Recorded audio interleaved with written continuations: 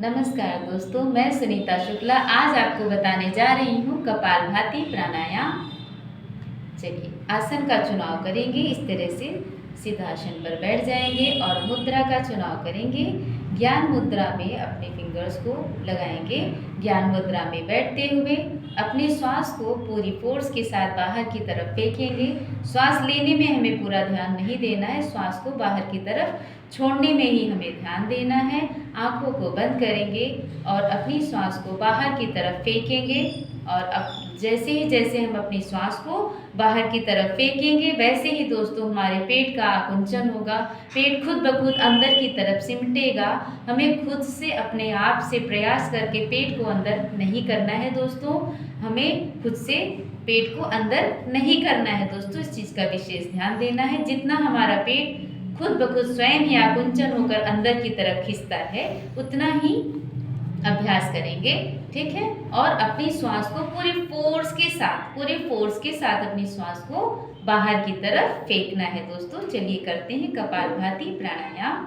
आंखों को बंद करेंगे, पूरे ध्यान में मग्न होकर अपने इष्ट देव को याद करते हुए अपनी आज्ञा चक्र को पूरा ध्यान अपनी आज्ञा चक्र पे केंद्रित करते हुए करेंगे कपालभाति का अभ्यास।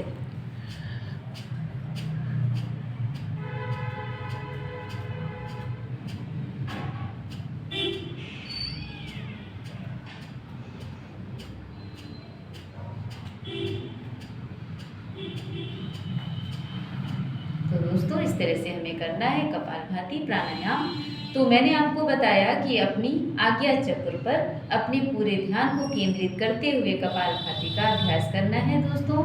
तो इससे दोस्तों हमें डबल प्रॉफिट होता है। एक तो कपालभाति प्राणायाम का जो फायदा है वो, और दूसरा हमारा ध्यान, हमें मेडिटेशन करने में जो सपोर्ट मिलना चाहिए वो धीरे धीरे करके इंक्रीज होता है। हमारा ध्यान लगने लगता है।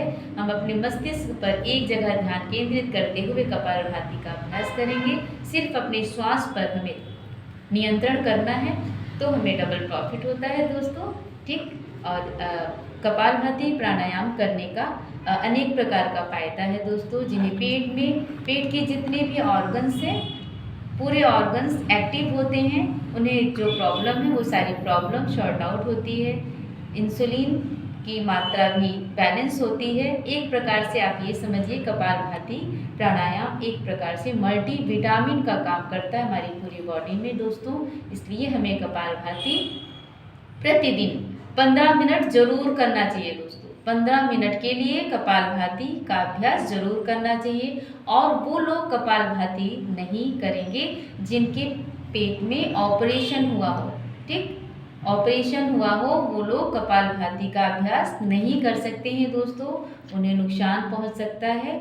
और वो 6 मंथ एबव हो जाए, 6 महीने के बाद वो कपालभाति कर सकते हैं। और धीरे धीरे बड़े ही आराम से फास्ट उन्हें नहीं करना है दोस्तों। और जो स्वस्थ हैं, किसी प्रकार की डिसीज़ नहीं है, कोई प्रॉब्लम नहीं है, वो फास्ट कर सकते हैं दोस्तों। चलिए इस तरह से हम करेंगे कपालभाति का अभ्यास। नमस्कार दोस्तों।